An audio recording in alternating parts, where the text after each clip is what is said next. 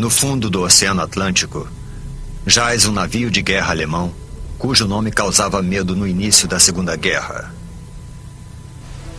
O Bismarck, a máquina de guerra mais moderna de Hitler. Um navio blindado e fortemente armado. Não tínhamos nada que pudéssemos comparar a ele. A Marinha Real Britânica se reúne na tentativa de barrá-lo. O nosso objetivo era afundá-lo. Vamos relembrar a primeira e última viagem do Bismarck passo a passo, a partir de relatos das testemunhas que conseguiram sobreviver e de um exame cuidadoso dos destroços do navio. Vamos reconstituir a grande batalha que afundou um dos navios de guerra mais temidos da história.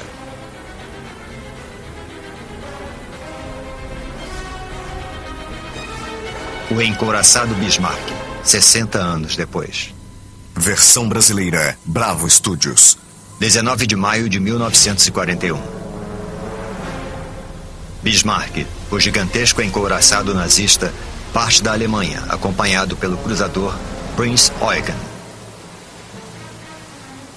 A missão secreta chamada de Operação Exercício do Reno é adentrar o Oceano Atlântico e afundar navios britânicos e aliados.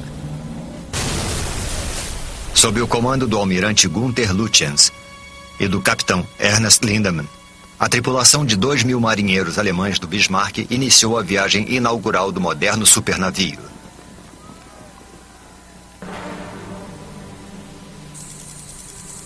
21 de maio de 1941. O Bismarck e o Prinz Eugen chegam a um fiord na Noruega, ocupado pelos alemães. Antes de ir à luta, a tripulação aproveita seus últimos momentos de paz e tranquilidade. Era um lindo dia quando ancoramos naquele fiord. Tivemos permissão para caminhar no convés. Muitos tripulantes do Bismarck são jovens inexperientes, entusiasmados por estarem a bordo de um navio de guerra novíssimo e considerado invencível.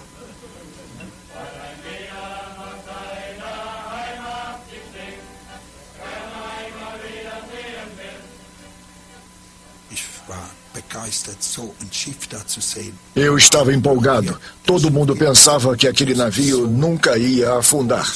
Ele era imenso e tinha muito armamento. O Bismarck era um reflexo da intenção de Hitler de dominar os oceanos. O Bismarck reunia toda a tecnologia naval alemã daquele tempo. Era o maior navio de guerra, o mais poderoso e também um dos mais rápidos daquela época. O encouraçado pesava mais de 53.000 toneladas e tinha 251 metros de comprimento. Apesar do tamanho gigantesco e da blindagem resistente, ele atingia 55 km por hora. E o Bismarck estava armado com artilharia pesada. Cada um dos canhões lançava balas de 381 milímetros que alcançavam 35 quilômetros.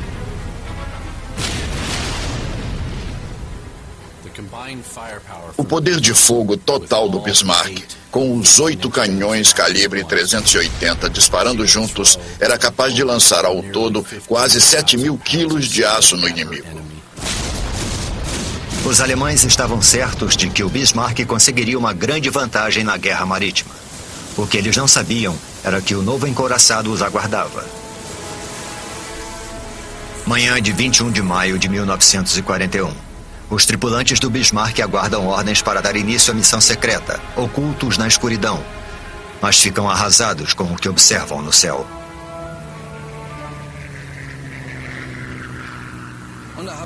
Eu pensei, o que esse avião está fazendo aqui? Era um Spitfire, sem dúvida.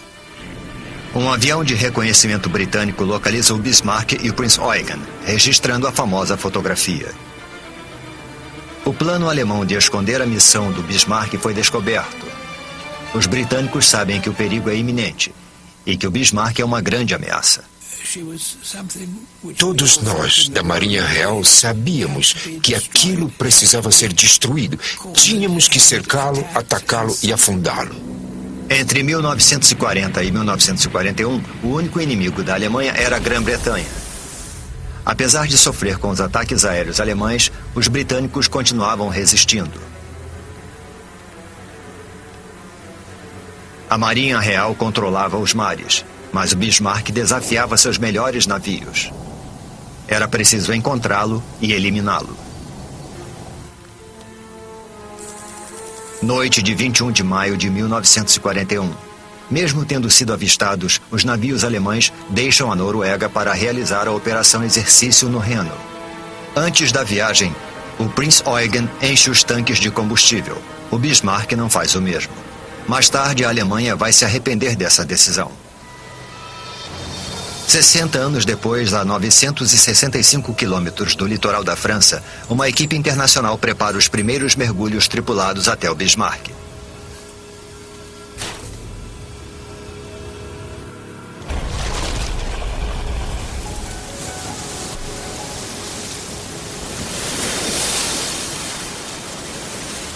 Participando da expedição, temos 2 veteranos de guerra alemães que relembram um dos momentos mais traumáticos de suas vidas. Heinz Stig e Heinrich Kundt estão entre os pouquíssimos sobreviventes do encouraçado. Apenas 116 homens, entre 2.200, foram resgatados. Isso me traz muitas lembranças reprimidas.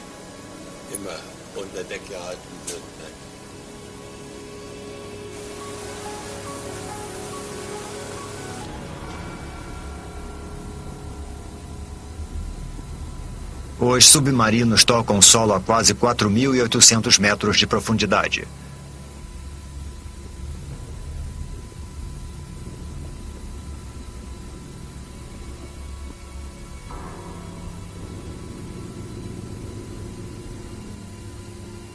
Pela primeira vez desde maio de 1941, olhos humanos podem observar o convés do Bismarck.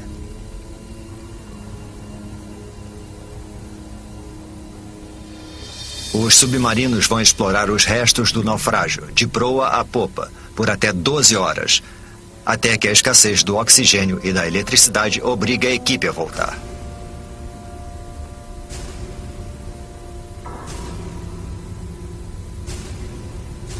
Depois, eles sobem durante 2 horas e emergem na escuridão da noite e trazem com eles as primeiras imagens de alta definição. As evidências que registram o curso da batalha final do Bismarck. Na manhã seguinte, no barco da expedição, os veteranos do Bismarck dão um mergulho virtual rumo ao passado. Prontos? Estamos. Heinz Stig e Heinz Kundt observam o que restou do Bismarck. Que filmagem maravilhosa. Olha isso aqui. As imagens os levam de volta ao momento de má sorte e decisões equivocadas, que decidiram o destino do navio. A começar pela saída apressada da Noruega. Noite de 21 de maio de 1941. Além de não abastecerem antes da saída apressada do fiord, os alemães deixam de finalizar outros procedimentos.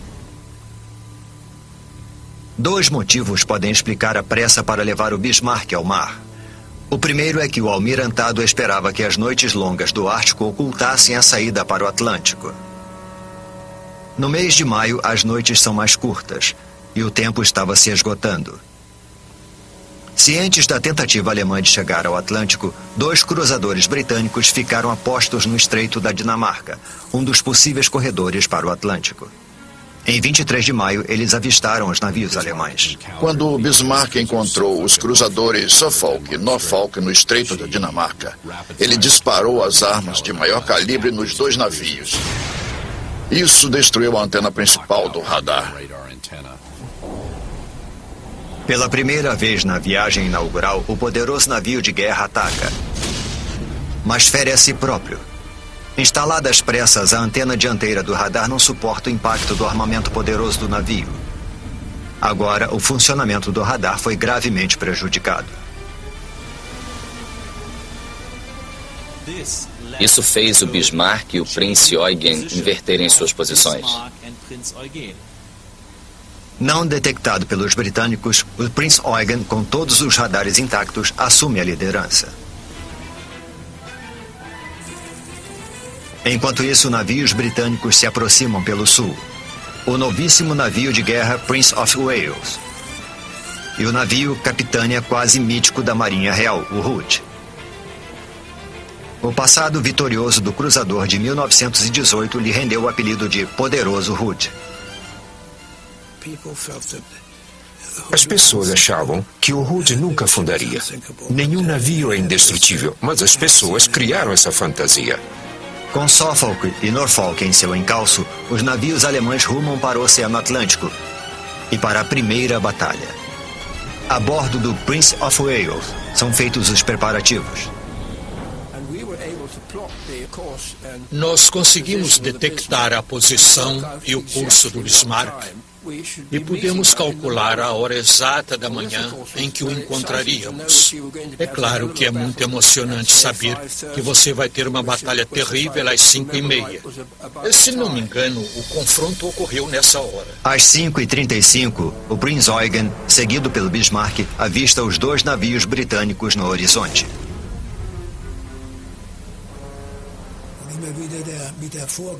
A gente achou que não ia acontecer nada. O Bismarck era indestrutível e nós iríamos arrasá-los.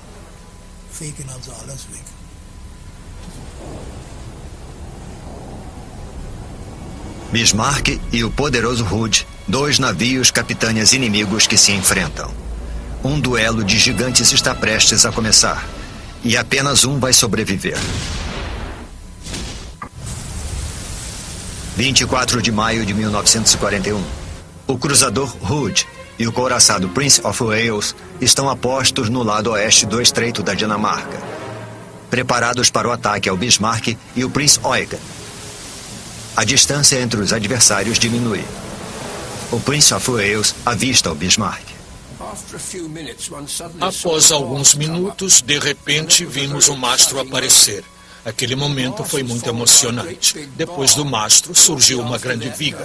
Logo depois, a chaminé começou a aparecer. Aos poucos, o Bismarck inteiro pôde ser visto. Mas o cruzador britânico cometeu um erro fatal. De longe, o contorno gigante dos dois navios alemães parecia igual. Hood identificou o Prinz Eugen, que liderava os navios alemães, como sendo o Bismarck. Hood ficou atirando no Prinz Eugen, que era, na verdade, o alvo errado. Atrás do Prinz Eugen, o Bismarck se prepara para agir e coloca os navios britânicos sob a mira. A primeira salva da artilharia é disparada contra o alvo certo.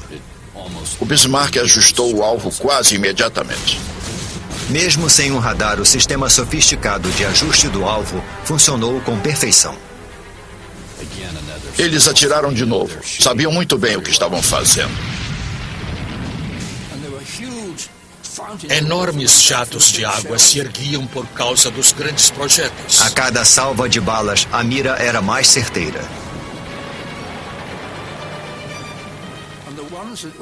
E as balas que passavam por cima da gente faziam barulho como vários trens expressos. Na cabine de comando do Hood, o almirante Holland se voltou rapidamente para o Bismarck.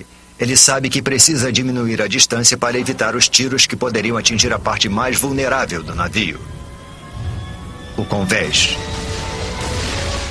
O Bismarck procura a melhor posição para atirar com as torres de tiro dianteiras e traseiras no cruzador Hood. Para conseguir acertar 3 tiros, eles tinham que lançar cerca de 100 balas no ar. Encouraçados e cruzadores são blindados nas laterais, mas o Hood era mais vulnerável, porque a blindagem abaixo do convés era mais fina. Agora ele estava na mira perfeita para o ataque do Bismarck. O almirante Holland estava na cabine de comando tentando diminuir a distância entre o Hood e o Bismarck o mais rápido possível. Ele sabia que seu navio era vulnerável a tiros vindos de cima. O Bismarck ataca outra vez. Um projétil perfura a blindagem fina logo acima do arsenal, onde estavam as balas de 380 milímetros altamente explosivas. Foi então que o Hood explodiu como se fosse uma queima de fogos.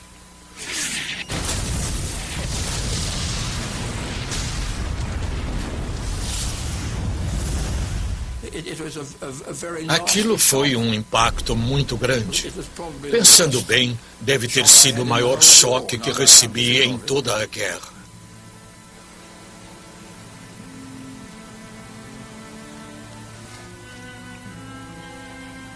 Após um duelo que durou apenas 8 minutos, 1.400 marinheiros do Hood faleceram num instante.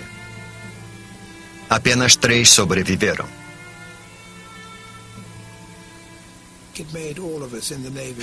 Aquilo fez todos nós da Marinha querermos ainda mais deixar o Bismarck finalmente encurralado e a qualquer preço. Foi uma grande vitória para a Alemanha. Mas durante a batalha, o Prince of Wales acertou um tiro que mudaria o destino do Bismarck. Um projétil de 35 centímetros de um canhão principal atravessou a proa do Bismarck, perfurando um tanque de combustível e permitindo a entrada da água. A bala atingiu o Bismarck perto do convés e abriu um orifício de saída enorme próximo à linha d'água do lado oposto. A tripulação do Bismarck percebeu o dano e suas graves consequências ameaçavam os alemães. Quase 1.000 toneladas de combustível foram inutilizadas. Assim, o Bismarck perdeu o combustível necessário para poder despistar os inimigos. O combustível seria necessário para a missão do encouraçado no Atlântico. Ele poderia ter sido abastecido na Noruega quando ainda estava em águas controladas pela Alemanha. Hoje vemos que aquela decisão foi fatal. Com a velocidade reduzida, ele ainda podia atirar, mas não podia fugir. O prejuízo foi grave. O Bismarck perdeu combustível e não podia se mover na velocidade máxima. O almirante Lütjens se dirigiu ao porto mais próximo da França, ocupado pela Alemanha, para consertar o navio. O Prinz Eugen, sob novas ordens, prosseguiu sozinho. Apenas após 6 dias foi cancelada a Operação Exercício Reno, a primeira missão do Bismarck, que consistiria em atacar navios aliados. O encouraçado, o grande trunfo de Hitler, tinha experimentado a primeira batalha, a primeira vitória e a dor das primeiras feridas. O mito de sua invencibilidade estava acabando. Na Marinha Real Britânica só havia um grito de guerra: afundem o Bismarck. O encouraçado alemão se dirigia à França com navios britânicos em seu encalço. A perda de combustível era uma grande preocupação. O Bismarck precisava manter a velocidade reduzida para poder chegar até o porto. Os cruzadores britânicos seguiram de perto, mantendo contato por radar. Um deles se movimentava em zigue-zague para confundir possíveis submarinos alemães. O capitão Lindemann ordenou que o Bismarck vá para este bordo, ao mesmo tempo em que o navio britânico se voltava para o porto. Quando ele retornou, o Bismarck havia se posicionado fora do alcance do radar inimigo, desaparecendo das telas. O Bismarck tinha escapado. Eles não sabiam onde ele estava. Mas o almirante Lütjens não sabia que o inimigo desconhecia sua localização, porque ainda captava sinais pelo radar. O almirante transmitiu para Berlim um relatório detalhado da situação. Ele deve ter pensado: como o inimigo já sabe onde eu estou, posso enviar essa mensagem sem problema nenhum. E aquele foi um erro trágico. Esse erro teve uma péssima influência na caçada ao Bismarck.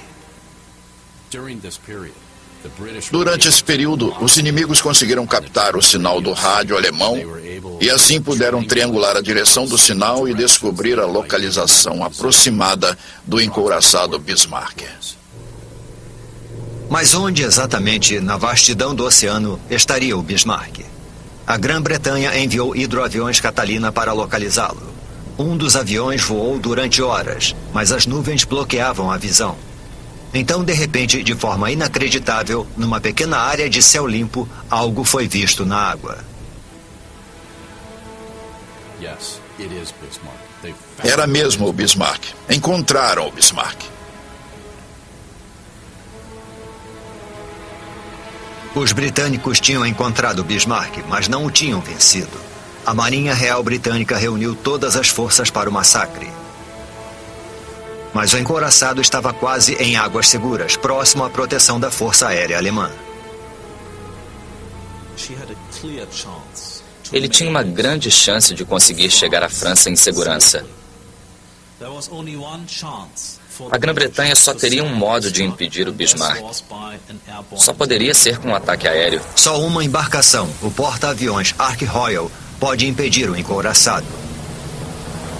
Pilotos experientes preparam os torpedeiros Swordfish para uma missão arriscada.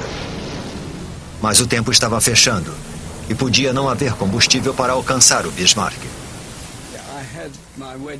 Eu coloquei a aliança por baixo da luva e quando eu estava no convés do voo, no avião, antes de decolar, eu comecei a sentir uma coisa e pensei, tomara que eu volte dessa. Mas no ar não há lugar para sentimentos. Os pilotos lutam contra o mau tempo e se concentram numa única missão: liquidar o Bismarck. A cerca de 8.000 pés, seguimos em direção ao encouraçado e começamos nosso ataque. O Swordfish é robusto, mas lento. É uma tecnologia de outra geração.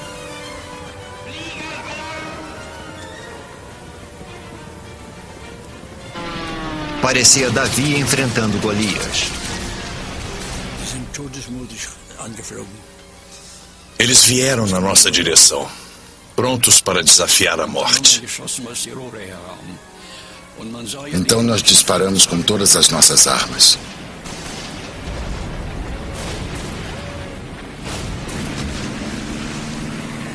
Parece incrível, mas nenhum avião foi derrubado. A partida apressada do Bismarck, a tripulação inexperiente e os canhões de defesa antiaérea antiquados desempenharam um papel devastador. Os canhões antiaéreos eram pesados. Lançavam balas de 105 milímetros e não podiam atirar numa altura baixa o bastante para atingir os torpedeiros, que eram bastante lentos e voavam relativamente baixo. A tripulação era inexperiente. Não recebemos treinamento para atirar em aviões vindo em nossa direção. Otto Hunt utilizava um canhão antiaéreo de 37 milímetros, que ficava um pouco acima de um canhão maior. Eu disparava um canhão de 37 milímetros e quando um de 105 milímetros disparava logo abaixo, era um clarão tão forte que eu não via mais o alvo. O Bismarck era um gigante furioso disparando às cegas. Eles disparavam com o armamento principal e nós víamos torres de água se formando à nossa frente. Se alguém voasse em direção a elas, acabaria sendo desintegrado. Os pilotos do Swordfish lançaram o carregamento mortal. Calculo que eu estivesse a uns 80 metros quando lancei o torpedo. Meu copiloto, que olhou para o lado quando nos afastamos do navio, viu meu torpedo correndo na água, porque ele deixa um rastro atrás de si. Um torpedo, talvez o de Patterson, atingiu o Bismarck no ponto mais delicado, abaixo da linha d'água, o único lugar que poderia deixar o encouraçado vulnerável. O leme, seu calcanhar de Aquiles. Acho que foi pura sorte nossa atingir aquele ponto do navio.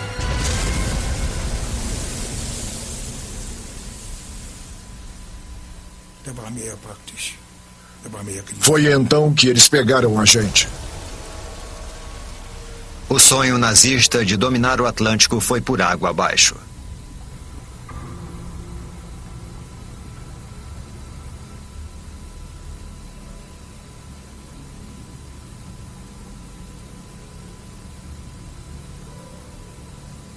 Na expedição, as lembranças tomam conta dos dois veteranos do Bismarck.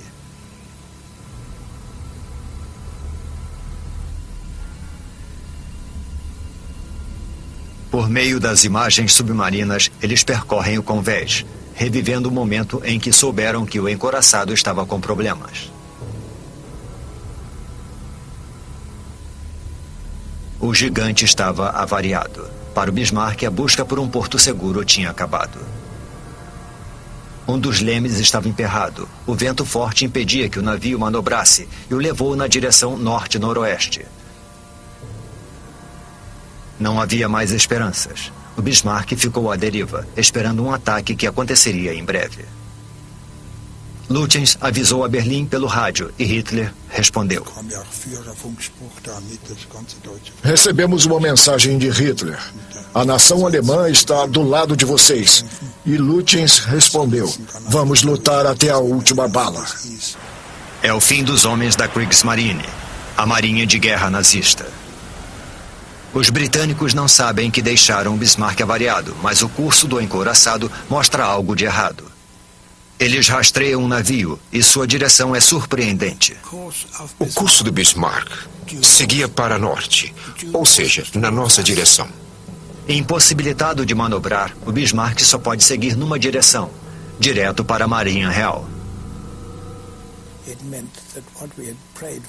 Tudo pelo que torcíamos e rezávamos estava prestes a acontecer. Por todo o Atlântico, a Marinha Real convoca todas as forças disponíveis para uma batalha tremenda.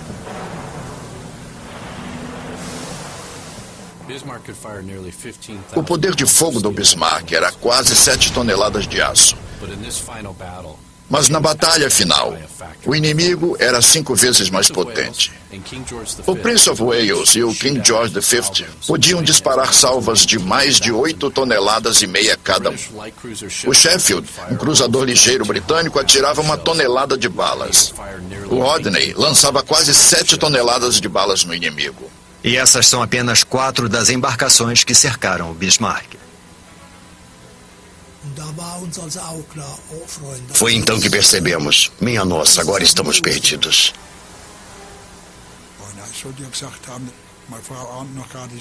Alguém comentou, minha mulher nem sabe que logo vai ficar viúva. À noite, os contratorpedeiros britânicos atacam o Bismarck, que contra-ataca. Não há perdas em nenhum dos lados. A tripulação do encouraçado está exausta e o desânimo toma conta. Eles aguardam o fim.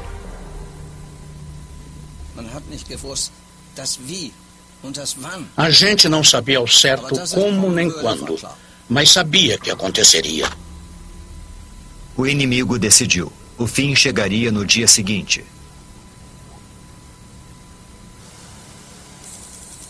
8h45 da manhã, 27 de maio de 1941.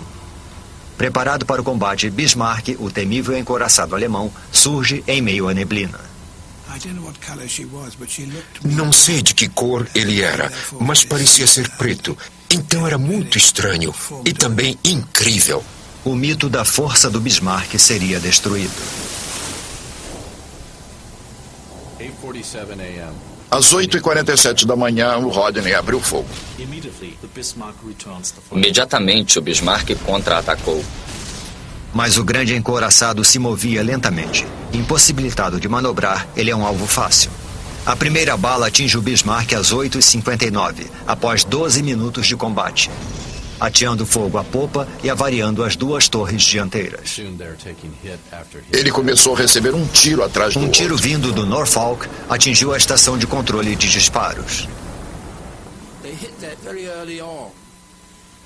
Isso foi logo no começo. O controle dos canhões não era mais eficiente após alguns minutos. E foi então que mudaram a forma de controle. Mas também isso não funcionou durante muito tempo. Aquilo acabou com o Bismarck, porque os alemães só podiam disparar das torres maiores com o controle local, o que é pouco eficiente comparado ao controle central. Agora, a mira de cada um dos canhões de popa precisava ser calculada. Eles atiravam livremente, mas não de modo eficaz. O Bismarck continuou sendo atingido. A quase 4.700 metros de profundidade, destroços de aço retorcido comprovam o prejuízo. As centrais de controle de disparos foram arrancadas do navio.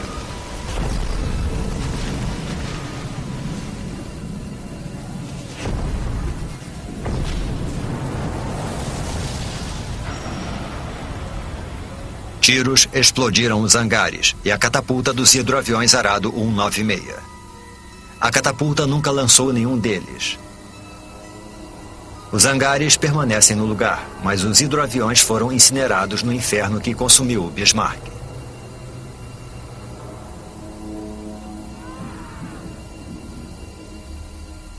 O aço superaquecido liberou carbono, que alimenta as bactérias no fundo do mar. Elas literalmente comem os restos do navio, criando crostas de ferrugem que lembram estalactites.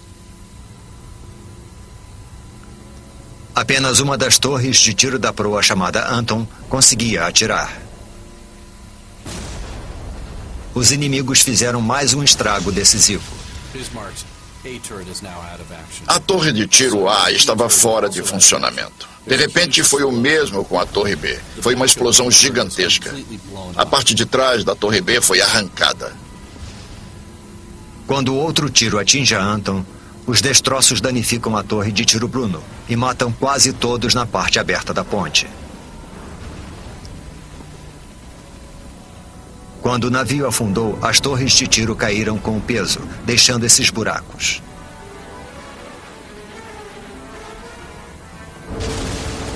Às 9h12 após 25 minutos de conflito, os tiros destruíram a central de controle, matando seus ocupantes. Acredita-se que o capitão Lindemann e o almirante Lutyens tenham morrido aqui.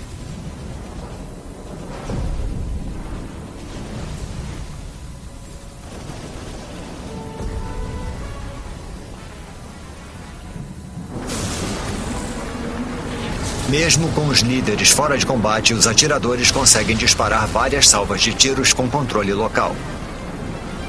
Durante a batalha, eles se concentram em apenas um navio. Atiraram no Rodney e conseguiram ajustar a mira com poucas tentativas. Mas os alemães não conseguiram mais nenhum golpe de sorte. O Rodney continuou o contra-ataque.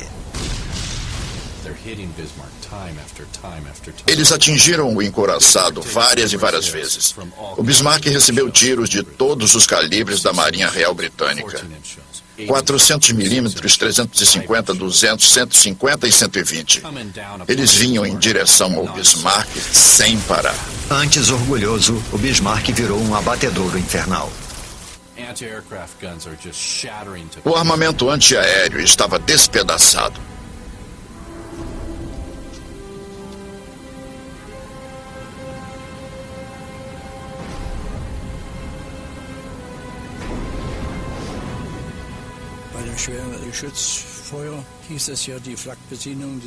Recebemos ordens para procurar abrigo na superestrutura, mas eu achei que não seria seguro. Me escondi atrás da Torre Dora, onde antes iam parar os cartuchos vazios. Foi assim que percebi que Dora não estava funcionando.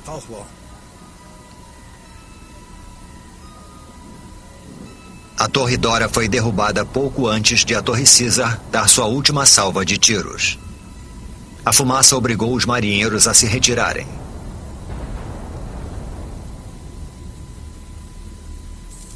Nove horas e 31 minutos de 27 de maio de 1941. Em menos de 45 minutos, todo o armamento principal do Bismarck foi silenciado. Mas os britânicos continuam a atirar, com o objetivo de afundar o Bismarck. De longe, os inimigos observam pedaços do encouraçado sendo arrancados com cada impacto. Explosões, incêndios. Foi horrível. Havia pedaços de metal voando para todo lado. O mastro principal foi atingido, tombou por cima do navio e caiu do lado de fora. Um dos guindastes foi atingido e caiu em cima da superestrutura. Uma bomba explodiu no refeitório da proa, matando cerca de 200 soldados. O massacre da tripulação dentro da superestrutura foi algo completamente inédito. Os marinheiros foram feitos em pedaços, como num grande moedor de carne. Mais ao fundo do navio, vários engenheiros, eletricistas e operadores de rádio, como Karl Kuhn, permaneciam em seus postos. Eu tinha 18 anos quando descobri o que era a guerra. Abaixo do convés blindado, eles só imaginavam o sangue e o fogo.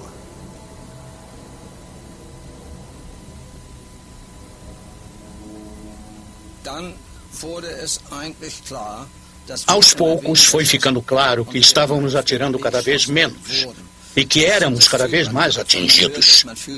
A gente percebe, escuta e sopra, mas sem saber o que vai acontecer depois. Com os canhões do Bismarck silenciados, a Marinha Real Britânica se aproximou mais do alvo. O Rodney e o King George V se aproximavam cada vez mais. Então, a elevação das armas, que começou assim, ficou assim de tão perto que estavam. O Rodney se aproximou do Bismarck até que o encouraçado ficasse ao seu alcance direto. Apenas 3 quilômetros separavam os navios. Eles podiam ver as explosões, com pedaços do navio indo pelos ares, voando para o mar e caindo na água. As balas ricocheteavam em volta do Bismarck, vindas de todos os navios que atiravam nele. A artilharia não funcionava mais. Agora era cada um por si. Mas muitos tripulantes não estavam familiarizados com o labirinto no fundo do Bismarck.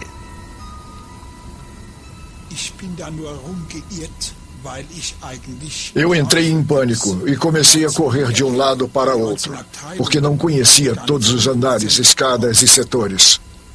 Eles apenas seguiam seu instinto, subir.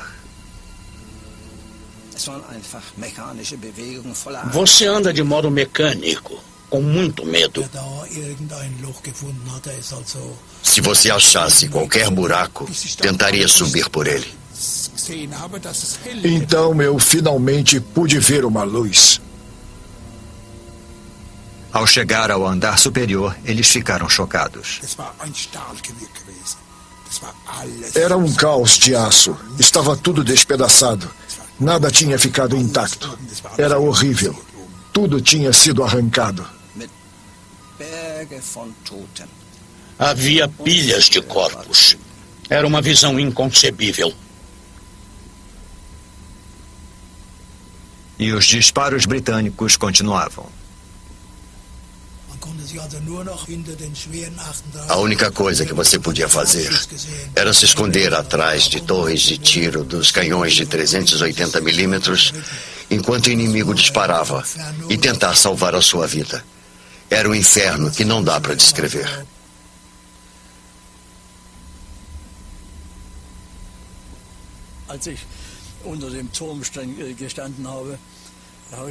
Eu estava atrás da torre e pensei em descer outra vez. Eu queria pegar a foto da minha noiva, mas acabei desistindo. Assim como o atirador Hunt, cada vez mais marinheiros procuram abrigo atrás da Torre D.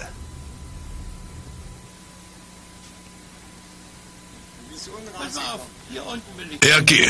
Foi daqui que eu saí. Depois eu corri por este lado. Até aqui. Então eu pulei.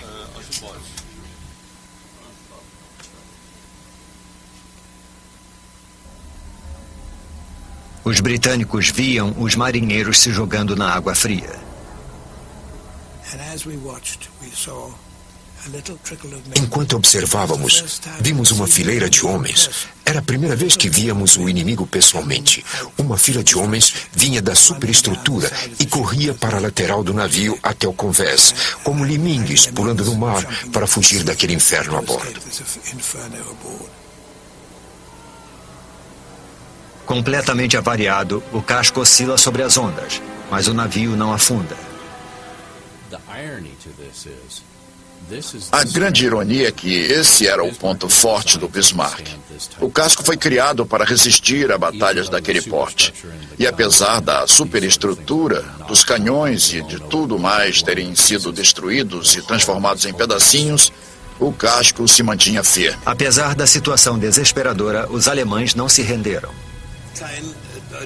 Nenhum marinheiro alemão quer ver seu navio em mãos inimigas.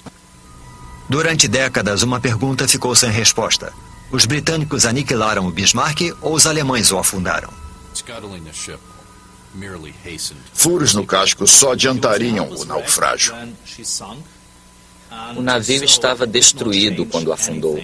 E então, não muda nada saber se eles fizeram buracos ou se foi um torpedo britânico. O casco está quase intacto, mas há pontos em que o afundamento intencional fica visível. Aqui vemos o metal retorcido de uma entrada de água aberta abaixo da linha d'água.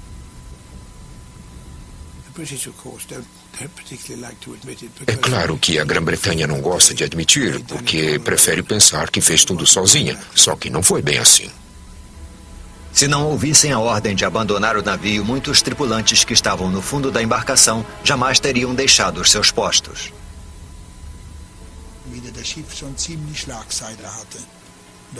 Quando o navio estava quase virando, eu acionei meu colete salva-vidas e pulei na água. A água estava muito fria e também repleta de combustível.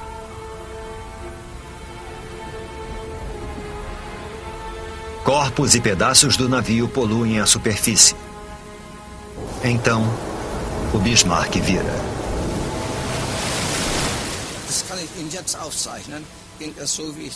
Eu poderia até desenhar. Ele afundou assim, verticalmente, pela proa. E deve ter demorado uns 5 minutos.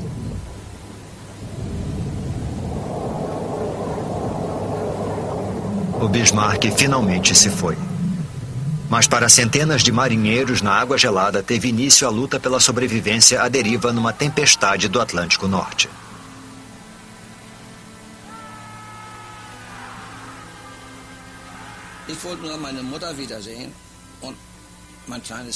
A única coisa que eu queria era ver minha mãe e a namoradinha que eu tinha na época.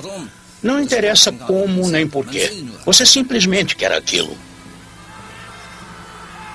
Respeitando a tradição naval, o cruzador britânico Dorsetshire recolhe os marinheiros alemães. Prestes a serem resgatados, muitos deles cometem um erro fatal. Eles nadavam em direção ao navio. Acabavam sendo empurrados pelas ondas e batiam a cabeça contra o casco.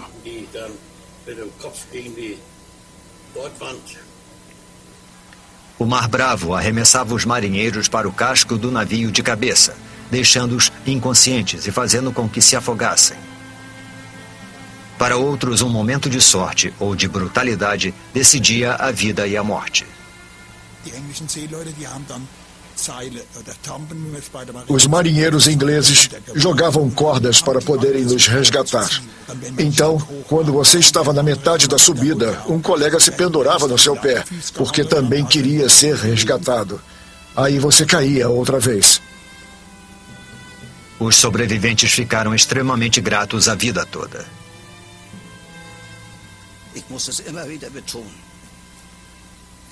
Preciso repetir isso muitas vezes. Os ingleses nos trataram como irmãos, apesar de terem atirado em nós meia hora antes. É incrível, difícil de entender. De repente foi dado o alarme de um submarino. A presença de um submarino alemão nunca foi confirmada, mas os britânicos tomaram uma decisão terrível. Para proteger a própria tripulação, o Dorsetshire segue seu caminho, deixando centenas de marinheiros alemães se afogando na água gelada. Na Operação Exercício no Reno, o triunfo e a tragédia, de uma maneira curiosa, muito curiosa, estavam bem misturados, dos dois lados. A vitória inicial dos alemães mandou um navio britânico com mais de 1.400 homens para o fundo do mar. Mas o triunfo final foi da Grã-Bretanha, quando Bismarck, com mais de 2.000 tripulantes, mergulhou nas profundezas do Atlântico. Esse foi o resultado desastroso da guerra. A perda do Bismarck poderia ser evitada se a operação fosse cancelada no início. Mandar o Bismarck para o mar com o cruzador Prince Eugen, apesar de todos os problemas que sabiam que existiam, para enfrentar uma marinha muito superior à britânica, na minha opinião, não foi uma decisão inteligente. A história é cheia de se isso ou aquilo tivesse acontecido, ou se não acontecesse, mas esse foi o rumo da história. O Bismarck, a máquina de guerra tão moderna e temida de Hitler, foi derrotado após 9 dias no mar e descansará para sempre no fundo do Oceano Atlântico.